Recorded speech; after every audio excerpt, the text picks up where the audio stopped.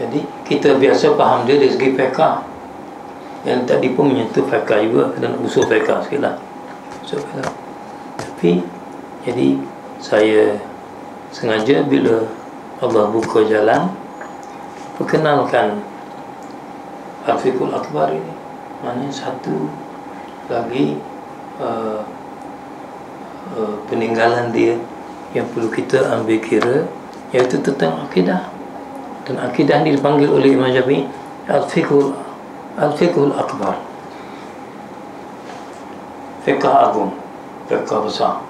Jadi fiqh yang kitab Al-Um tu yang ada terjemah Indonesia itu, kalau kita guna istilah yang boleh dibanding dengan ni, Al-Fiqhul Asghar, fiqh kecil, sebab dia menyentuh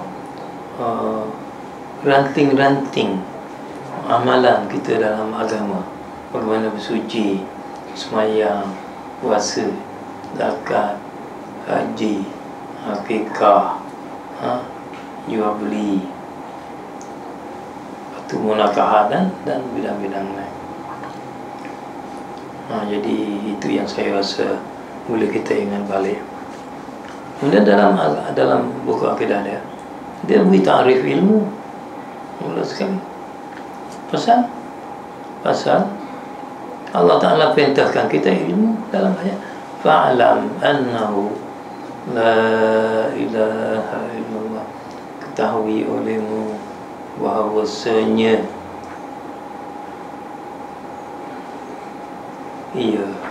tiada Tuhan melainkan Allah. Ini perintahnya ketahui olehmu, maknanya mesti kamu mengambil bahagian dalam ilmu. Jadi ilmu itu apa benda? Ilmu itu ialah dia ta'rif apa dia? Ma'rifatul ma'lum ala ma huwa alaihi, mengetahui yang diketahui itu mengikut apa yang sebenarnya. Dia ta'rif ilmu. Mengapa tidak ditarif ma'rifatu syai', mengetahui sesuatu?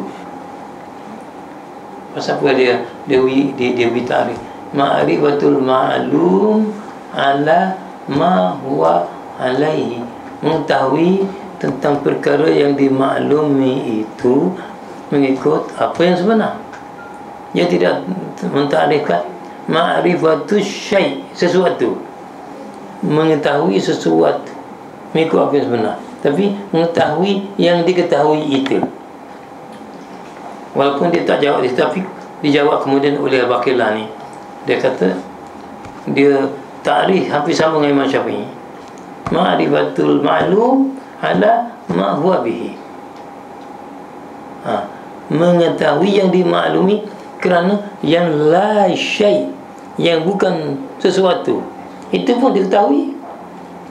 Jadi kalau ditarikh itu hanya ma'rifatul syai', mana la syai', yang tidak sesuatu tak diketahui. Walau dari segi bahasa, kita tahu benda yang tidak sesuatu pun kita tahu.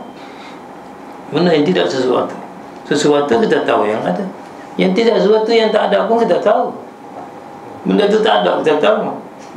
Jadi itu dia ubah ma'rifatul ma'lum ala ma huwa alaihi, mengenal sesuatu yang diketahui, mengetahui apa yang dimaklumi mengikut apa yang sebenarnya. Artinya dalam ilmu kita kena tahu benda yang sebenar, jangan yang tidak sebenar. Perintah tu mengetahui sesuatu, mengetahui yang dimaklumi mengikut yang sebenar, itu perintah.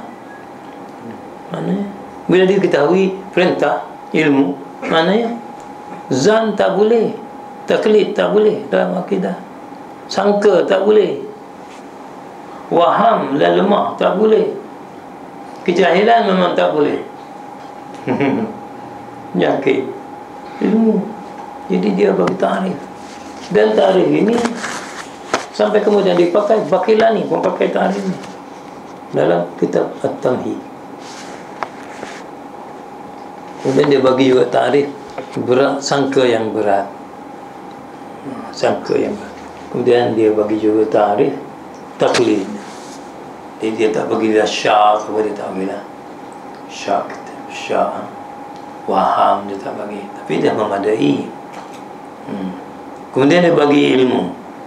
Dan ilmu yang kita hendak tu, satu ilmu yang daruri, satu lagi ilmu yang muktasab. Ilmu daruri itu yang kita tidak perlu berusaha, yang datang tu bila kita hidup, kita tahu dengan tidak usaha. Misalnya ilmu kita bertemu dengan itu panas matahari, bertemu dengan sejuk air, itu daruri. Bertemu dengan tempat ni jauh, ini tebal nipis, jadi benda tu daruri. Ada semua dalam tu. Kita hanya nak tengok secara mustahaknya. Dan ini semua asas bagi mengetahui ilmu. Kemudian muktasab.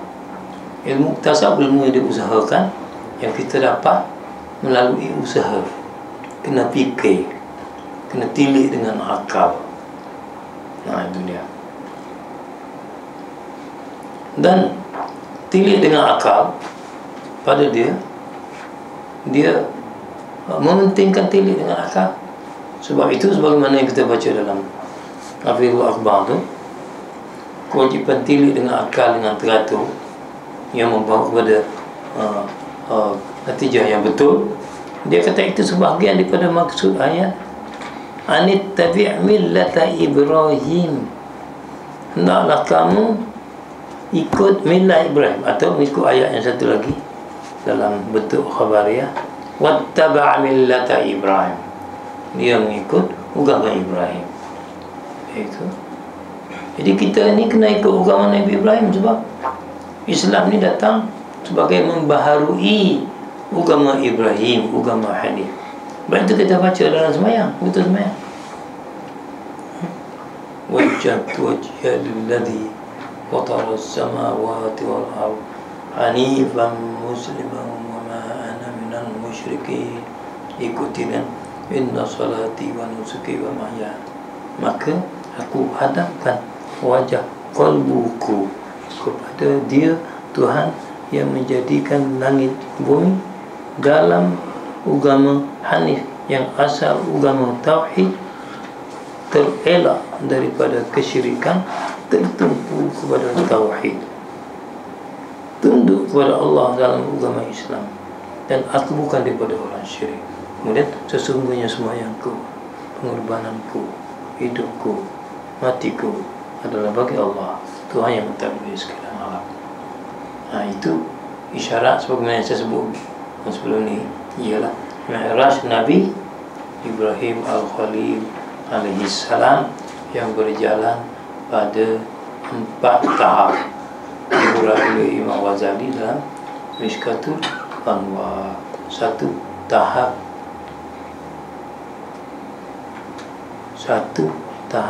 cerah cahaya bintang. Dia ingat rapat dengan Allah dah, lepas tu dia angkat lagi tahap cerah cahaya bulan,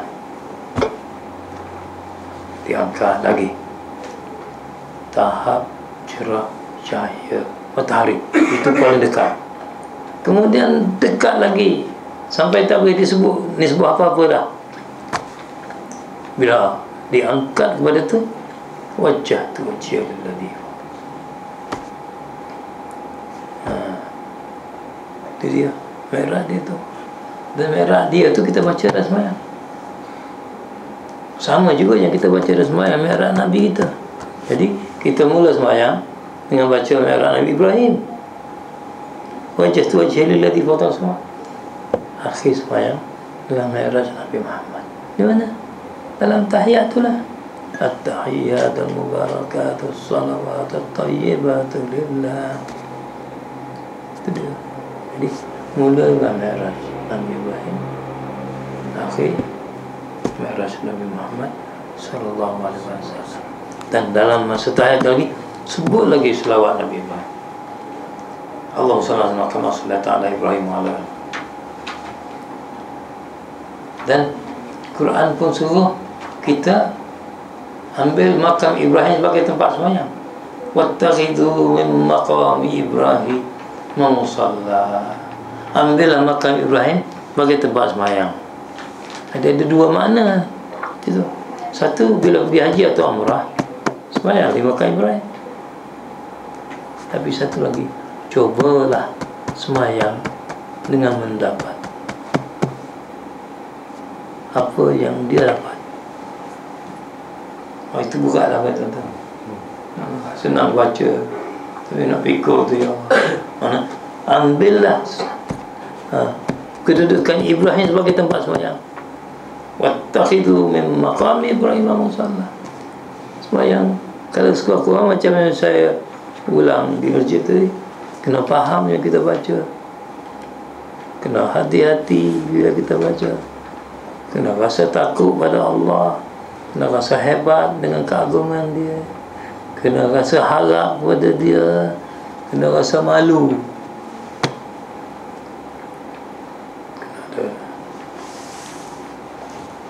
Ya, dan taklid dalam soal akidah tak boleh. Taklid maknanya mengikut pendapat seorang alim dengan tidak mengetahui dalilnya. Itu tak boleh. Jadi dalam fiqh kita kena, dalam usuluddin kita kena ada ilmu. Sekurang-kurang sifat Tuhan tu kita tahu apa dia, kita yakin, kita faham. Anak kuncinya sifat yang disebut dalam kitab tauhid. Sama ada 20 atau 13. Yang lebih dari itu silakan. Bukan makna terbatas pada 20 itu atau 13 itu, tapi itu hanya kunci buat permulaan mengenal, untuk mengesahkan akidah kita. Jadi kalau mula ilmu akidah dengan main rububiyah uluhiyah, tak peduli pada sifat tu, nanti tak faham. Kemudian duduk sibuk mengkafirkan orang. Lepas tu halal darah. Pasal bila tawassul halal darah, kafir. Halal harta. Ini Muhammad bin Abdul Wahab yang kerja.